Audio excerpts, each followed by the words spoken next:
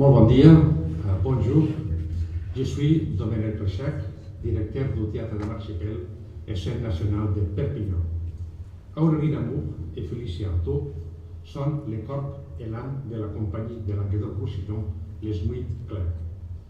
Quand je suis arrivé à Perpignan, provenant de Barcelone, pour m'occuper de la préfiguration du Théâtre de l'Archipel, un de mes premiers contacts, c'était avec cette compagnie, Aurélie et Félicie, qui m'ont attiré beaucoup l'attention très fortement. Pour sa genèse, pour leur détermination et leur exigence.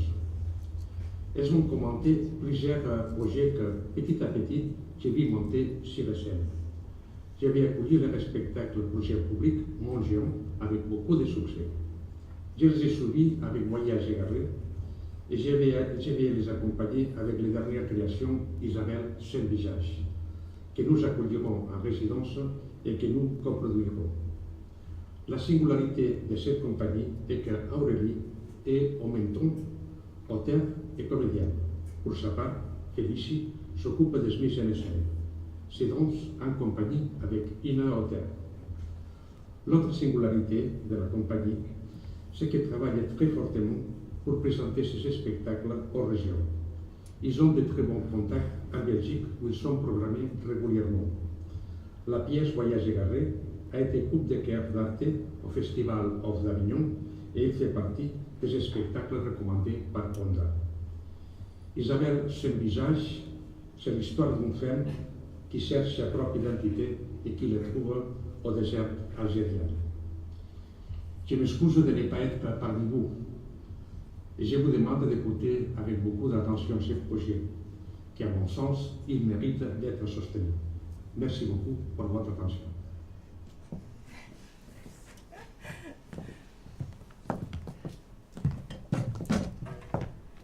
Voilà, bonjour.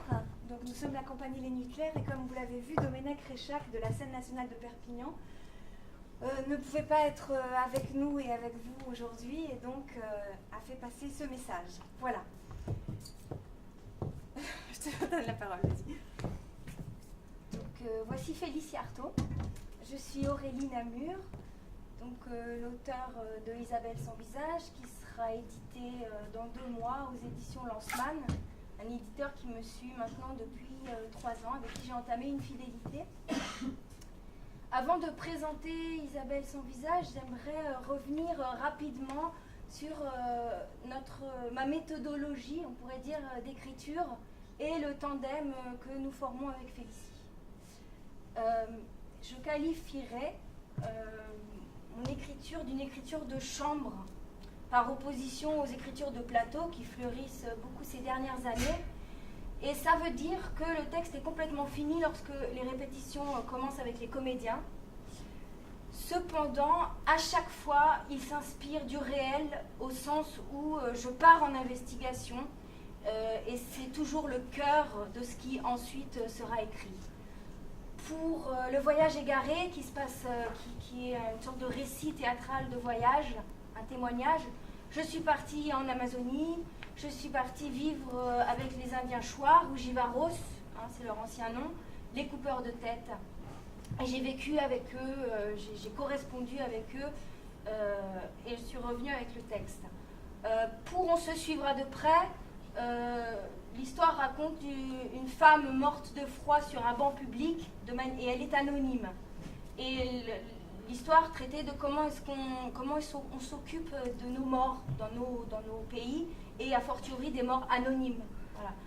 J'ai pénétré les chambres mortuaires, j'ai lavé des morts, j'ai beaucoup discuté avec les employés des chambres mortuaires, écouté leurs récits magnifiques de ces gens qui vivent entre les morts et les vivants. Voilà. Isabelle sans visage ne fait pas exception. Le spectacle s'inspire de la vie d'Isabelle Eberhardt, qui est, pour ceux qui ne la connaissent pas, une voyageuse du 19e siècle. Et je suis partie sur ses traces en Algérie. J'ai fait son dernier voyage jusqu'à Imsefra, où est sa tombe. J'ai rencontré les Aouira Soufis, qui sont maintenant en ruine, dans lesquelles elle a fait ses dernières prières. J'ai rencontré des Tchèques, des musulmans, des convertis, Et plus globalement, je me suis documentée pendant longtemps sur la multiplicité de la culture et de la religion et de la culture musulmane. Lorsque je rentre d'investigation, toujours je m'enferme dans ma chambre, un peu comme si j'étais punie, mais un petit peu comme si j'étais heureuse d'être punie aussi, et je commence à écrire. Invariablement, lorsque ma pièce est encore un monstre, en tout cas lorsque ce sont des brouillons, j'ouvre ma porte à Félicie en particulier. C'est dangereux parce que quand un metteur en scène voit le monstre, elle peut partir au galop, mais toujours ça renouvelle notre complicité, ça permet un dialogue tout azimut, tant sur le fond que sur la forme, sur nos fantasmes. Et ça permet à Félicie de s'engouffrer déjà dans les trous du texte et de rêver à d'autres langages. Ce qui fait que notre tandem, on va dire, œuvre presque en même temps. L'écriture est un peu plus en amont, mais voilà, ça nous permet d'être presque en même temps sur les projets. Pour la genèse d'Isabelle sans visage, elle est complexe, mais je résumerai en disant qu'elle vient de quelque chose qui m'a frappée en tant que citoyenne, qui est l'image univoque qu'a la culture et la religion musulmane. Voilà.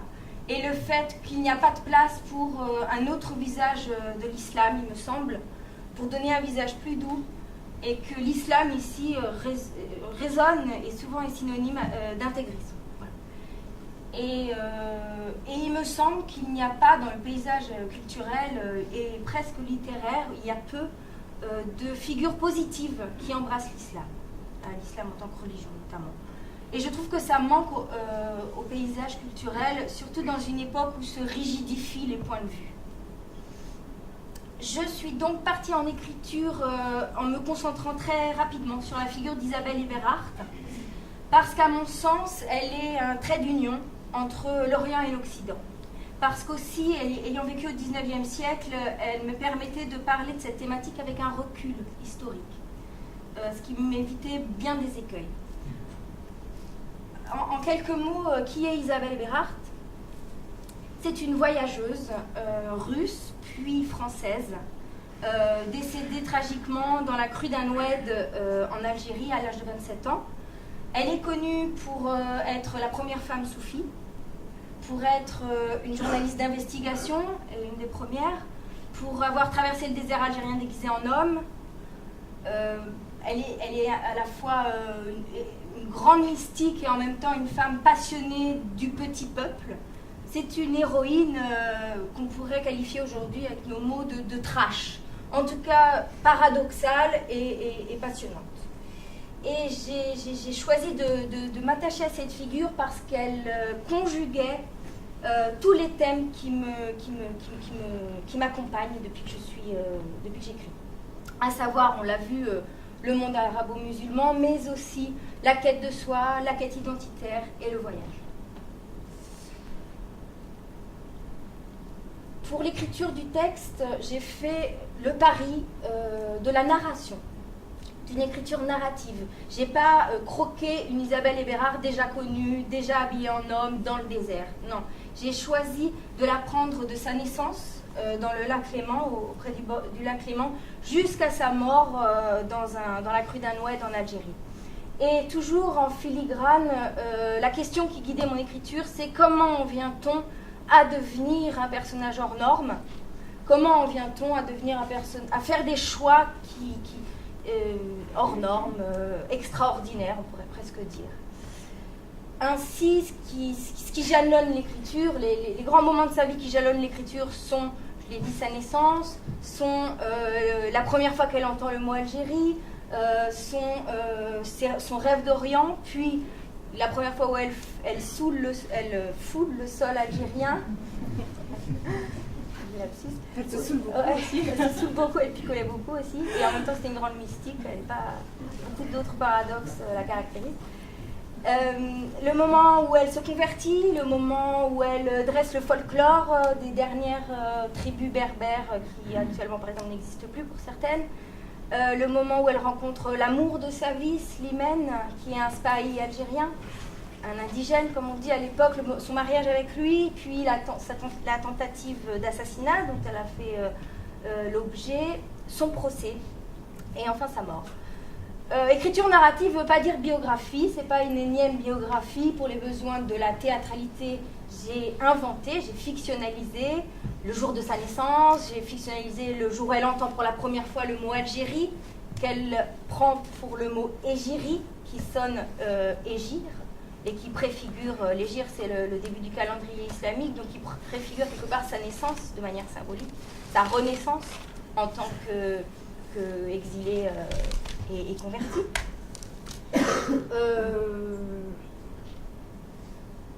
Voilà. Je pourrais terminer en disant que c'est une fresque intime, épique, mais aussi intime, qui est, si on lit entre les lignes, discrètement politique. Ok, alors maintenant, moi, je vais vous dire un mot du point de vue de la mise en scène. On s'est bien partagé les choses avec Aurélie. Que dire? Oui, Aurélie a bien parlé du texte. Moi, je voulais juste dire que de mon point de vue, comme metteur en scène, c'est vrai que je m'engouffre dans les trous et l'écriture d'Aurélie est agréable pour cela, qu'elle laisse beaucoup de marge aussi à la mise en scène comme auteur, et que moi j'ai un rapport très visuel au plateau et que donc je peux y engouffrer beaucoup de fantasmes, comme elle a dit. Ce qui m'a beaucoup plu dans ce projet, c'est son côté de fresque, c'est son côté foisonnant, qui correspond bien à la multiplicité du personnage d'Isabelle, avec ses bonds dans les époques et dans les lieux, sa multiplicité de personnages, puisqu'on a 4 comédiens narrateurs qui jouent à peu près une vingtaine de personnages, et avec cette multiplicité de temps, de lieux, d'atmosphère, des différences de tonalité. Aurélie place l'enfance d'Isabelle sous le signe du lac Léman, avec des scènes très tchécoviennes, où on se retrouve dans une famille d'exilés russes, de gens à la fois très extravertis et très douloureux, et on retrouve comme ça des ambiances à la Tchekhov, puis elle nous transporte dans la nudité du désert algérien, avec des scènes beaucoup plus âpres, et où la vie d'Isabelle devient aussi un combat. Donc il y a toutes ces couleurs qui sont présentes. Il y a aussi quelque chose qui m'a beaucoup intéressée, qui est très intéressant à jouer pour les comédiens, c'est qu'ils sont à la fois narrateurs et personnages. Donc ils jouent tous les personnages sur le plateau, ils vous emportent dans les scènes, mais à la fois ils peuvent être ici et maintenant ceux qui vous parlent. Donc ces narrateurs sont des ponts entre l'histoire et le public, entre hier et aujourd'hui, et ils peuvent aussi débattre de manière complice, fraternelle, sur leur vision, à chacun personnelle, de la vie d'Isabelle. Des fois, ils ne sont pas d'accord. Ça crée des manières d'aération et d'humour dans une histoire qui est quand même relativement âpre, parce que quand on prend des voix aussi marginales et singulières qu'a pris Isabelle, on le paie quand même fortement, et c'est quand même ce qui lui est arrivé, puisqu'elle a vécu dans un relatif dénuement et dans une grande solitude. Au niveau de la distribution, on s'appuie sur 4 acteurs, 2 hommes, 2 femmes, avec des compétences multiples. Les comédiens jouent tous les personnages, les exilés russes, les spahis algériens. Ils parlent allemand, russe, arabe, parce que la présence de langue étrangère dans le texte était très importante par sa musicalité et par la capacité qu'ont ces langues à transporter des mondes et des univers. Donc la langue arabe, évidemment, est présente. Il y a des scènes qui sont entièrement jouées en arabe. Et ça, pour nous, c'est aussi une manière d'ouvrir à un public, de faire trait d'union aussi par notre spectacle. Aurélie disait, Isabelle est pour moi un trait d'union entre l'Europe et l'Orient. Eh bien, on voudrait aussi que ce spectacle puisse être un spectacle qui s'ouvre à des publics d'origine algérienne, marocaine, d'Afrique du Nord, et que la présence de la langue arabe est pour nous une manière, en plus de l'histoire, d'ouvrir ce possible. Ces comédiens, ils sont aussi musiciens. Donc tous les comédiens vont chanter, mais on s'appuie sur les compétences spécifiques de 2 comédiens, une comédienne pianiste, qui a un répertoire très étendu, c'est quelqu'un qui s'est passé de Chopin à Mission en passant par Beethoven. Et puis on a un comédien qui s'appelle, alors cette jeune femme s'appelle Céline Rallet, Et on a aussi un comédien qui s'appelle Mohamed Bari, dont la langue maternelle est l'arabe, qui donc jouera en arabe et chantera aussi des chants arabo-musulmans et soufis. Et puis nous aurons aussi Aurélie Namur et Romain Lagarde, que vous allez voir tout à l'heure.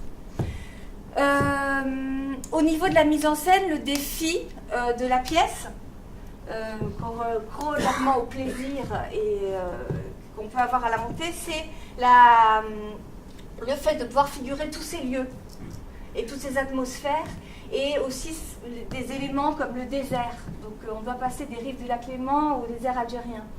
Alors on avait rencontré cette difficulté avec la forêt amazonienne sur le voyage égaré, et on s'était demandé comment figurer la forêt amazonienne sans mettre des plantes vertes partout, parce qu'on risquait d'être un petit peu kitsch.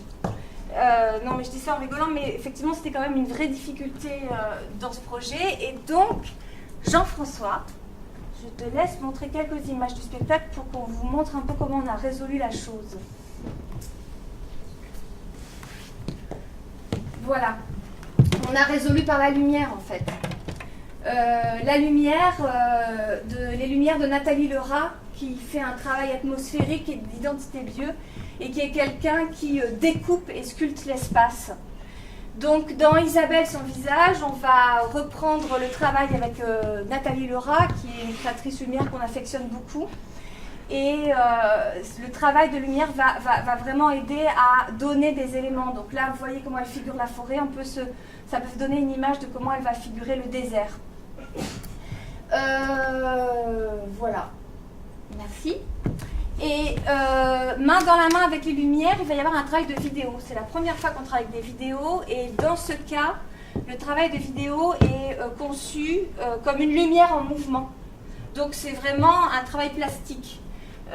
Quand je dis lumière en mouvement, qu'est-ce que je veux dire? Par exemple, si on veut faire miroiter les rives du lac Léman, la vidéo rend possible ce sentiment que ne permettrait pas nécessairement une lumière. Donc elles vont vraiment travailler main dans la main. Dans le texte, il y a quelque chose de très fort sur les éléments, c'est-à-dire que chaque période de la vie d'Isabelle est placée sous le signe d'un élément. On a dit le lac Léman, l'enfance, le désert, c'est la période algérienne, et la crue, donc le déchaînement de l'eau, c'est sa mort. Et donc la vidéo permet aussi que des eaux tumultueuses envahissent tout le plateau. Voilà, donc pour le traitement scénique. La dernière chose, une des spécificités du projet, c'est donc une musique faite en direct, non pas par des musiciens, mais par des comédiens, donc extrêmement polyvalent, et donc un piano sur scène. Ce piano, c'est les valses jouées par Natalia dans l'enfance d'Isabelle. Natalia est la mère d'Isabelle, c'est une aristocrate russe, elle joue dans le salon familial. Mais c'est aussi un piano qui va soutenir et scander, soutenir rythmiquement toutes les paroles des narrateurs au public. Donc la ligne du piano, et l'autre ligne, c'est le chant arabo-musulman et soufi. Là, il va y avoir une recherche sur le répertoire traditionnel arabo-musulman, algérien spécifiquement, et soufi, pour travailler sur des chants d'amour, des chants de foi. Et là, on va travailler avec un compositeur assez talentueux et arrangeur qui s'appelle Sofiane Ben Youssef, qui est un homme qui a travaillé, peut-être vous connaissez, pour les frères Tabé, des chorégraphes qui font un tabac en ce moment, qui ont fait un spectacle qui s'appelle Raya Zone, qu'on voit partout en France, avec 3 danseurs et des chants soufis.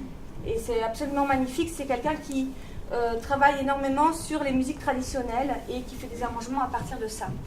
Donc, chant arabo-musulman, chant soufi, comme aussi l'expression de la foi d'Isabelle, c'est-à-dire cette dimension de la verticalité, de la transcendance. Il nous a paru que ça pouvait être très très fort qu'elle apparaisse par le chant. Rappelons aussi que dans le soufisme, une des voies privilégiées de la mystique soufie, c'est les chants, c'est la danse. Donc il y a vraiment quelque chose de cette identité-là qui peut passer dans le spectacle. Je crois que j'ai fait le tour. Non, Aurélie, c'est bon, hein? Alors maintenant, on vous propose quelques extraits du spectacle, donc lus par Aurélie et Romain. Donc on va s'installer et après on revient. Je monte, hein.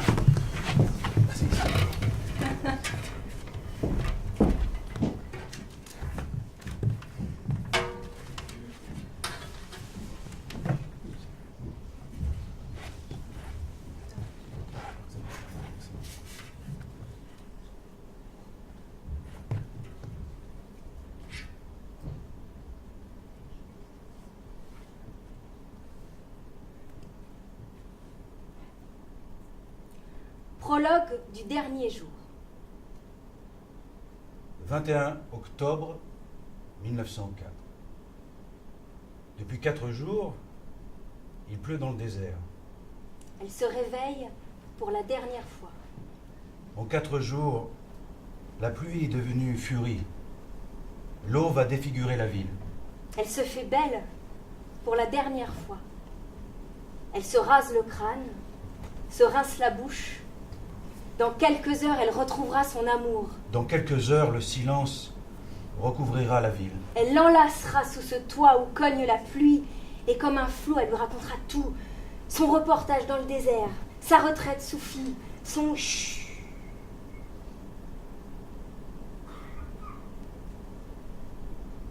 Vous entendez? Au loin, un torrent de boue jaillit du Djebel, s'abat sur la ville, charrie tout sur son passage. Rochers, troncs d'arbres, hurlements, cadavres de chevaux, chiens, restes de maçonnerie, livres. Et elle, 21 octobre 1904. noyée dans le désert à 27 ans. Elle, Isabelle de Murder. Isabelle Eberhardt. Andrei Vivicorsi. Madame Henny. Mahmoud Saadi. Saadi le bienheureux. Isabelle au sans nom. Au sans histoire, au sans visage. Qui est-elle? Elle n'existe plus. Voici sa vie.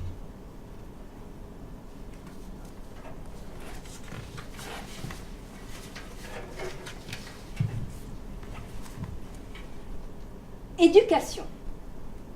Un singulier cocon familial. Suisse, près de Genève, mars 1877, salon de la datcha familiale.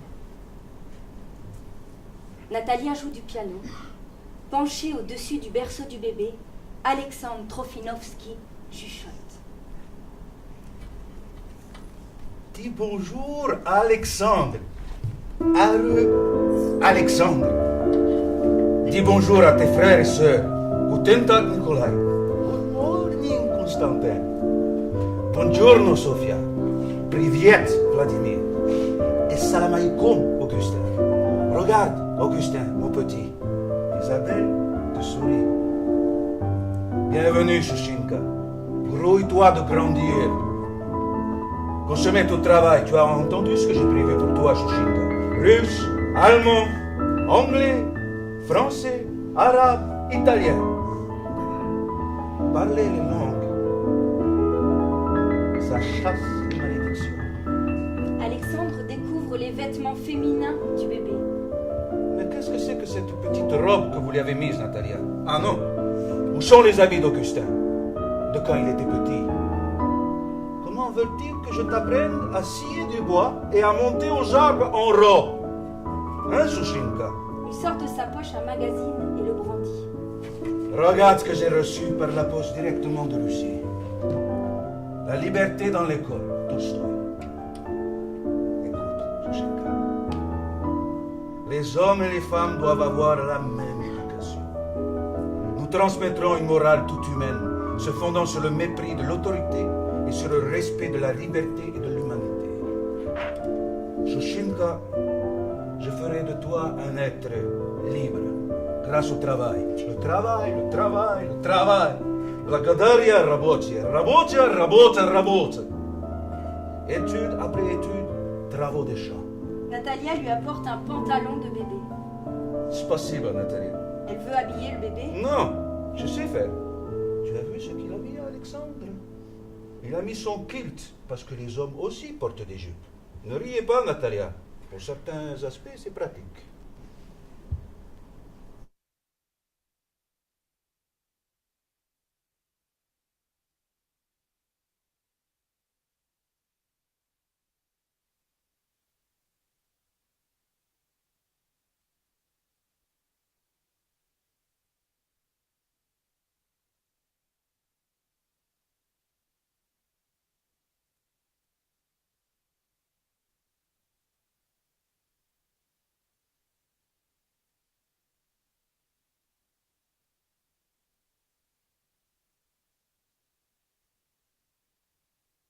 Oui.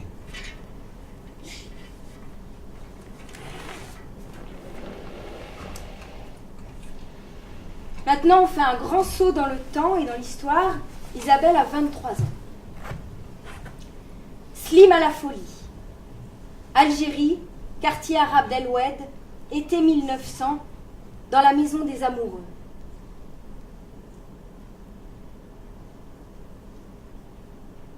J'ai d'abord aimé Mahamoud. J'ai d'abord aimé un homme. Et puis Mahmoud est devenu une femme. Il est devenu Isabelle. Puis Isabelle s'est rhabillée. Elle est redevenue Mahmoud. Et Mahamoud a changé. Il a déposé toutes ses armes à mes pieds. Même ses ongles et ses poings. Il me les tend. Et je joue avec toute la journée. À la folie, je joue avec. À la garnison, on se moque de moi. Mes collègues disent « Sergent Slimane, vous passez vos nuits en drôle de compagnie, vous êtes pédé ?» Et je leur réponds « Sergent Kadri, vous passez vos nuits sans compagnie, vous faites pitié. » Je leur réponds « Ils m'envient. Les nuits dehors, nous fumons, nous picolons. Les journées dehors, nous chevauchons, nous galopons. Les soirées dehors, nous nous cachons, nous nous enlaçons et nous soignons nos chevaux. Et nous prions. J'aime cet homme et cette femme. » Isabelle Mahmoud quitte son chèche. On découvre des cheveux coupés ras. Slimane les embrasse, les enduit de mousse et les rase. J'ai encore 7 ans à tenir dans l'armée, avec ma maigre solde. Puis j'aurai ma retraite, une maigre pension, mais nous serons libres. Vivoter dans notre petit désert, c'est tout ce qu'on demande. Vivoter dans la misère, mais en avoir le droit. Nos poings sont liés. J'ai demandé l'autorisation à l'armée d'épouser Mahmoud. Slimane. Isabelle, je veux dire. Et j'attends. Mahmoud veut ouvrir une école musulmane pour jeunes filles. Slimane. Isabelle, je veux dire. Et elle attend. Je préfère dire Mahmoud. Parce que c'est son nom de guerre. Bientôt, nous pourrons dire Madame Hani. أوملولو أوملولو ثم بكيت أنا أوملولو أوملولو ثم بكيت أنا حطيت طويلة بابا حطيت طويلة خويا حطيت طويلة سيدي حطيت طويلة وجدت الكيسان وجاو البالي وجاو المالي دوك العشران أو ملولو أو ملولو ثم بكيت أنا حطيت طويلة بابا حطيت طويلة خويا حطيت طويلة سيدي حطيت طويلة بابا حطيت طويلة وجدت الكيسان وجاو البال